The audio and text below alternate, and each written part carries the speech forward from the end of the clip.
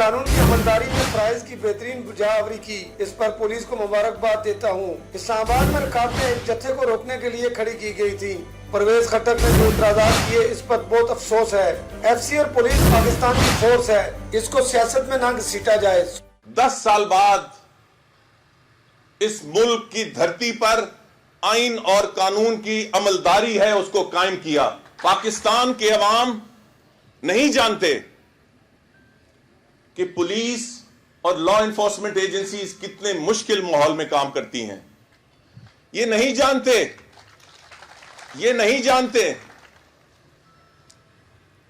कि पुलिस वालों के भी घर बार होते हैं, इनके वालिदैन होते हैं।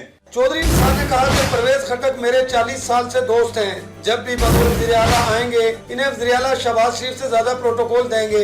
इस्लामाबाद में इंतशार फैलाने आएंगे तो दोबारा वही सलूक होगा। वही पुलिस, वही एफसी जो उनका रास्ता रोक रही थी, उन्होंने उन्हें अप्रिशिएट किया, सिक्योरिटी दी और उनको प्रोटोकॉल दिया। तो लोगों के ज़हन मफलूज ना करें, लोगों को के ज़हन कंफ्यूज ना करें।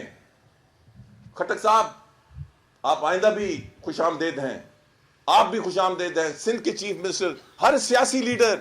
वफाकी वज़ीर दाखिला का कहना था कि इमरान खान ने धरना खत्म करके अच्छा फैसला किया। सड़कें हमारी वजह से नहीं, इंतशार फैलाने वालों की वजह से बंद हुई। पत्थरगढ़ में 400 जवानों ने 8000 अफराद को रोका। इस जत्थे में मुसल्लह अफराद भी मौजूद थे। एफसी एहलकारों के बच्चों के लिए स्कूल, कॉलेज और अस्पताल कायम किया जाएगा। कैमरामैन मुदस्सर रहीम।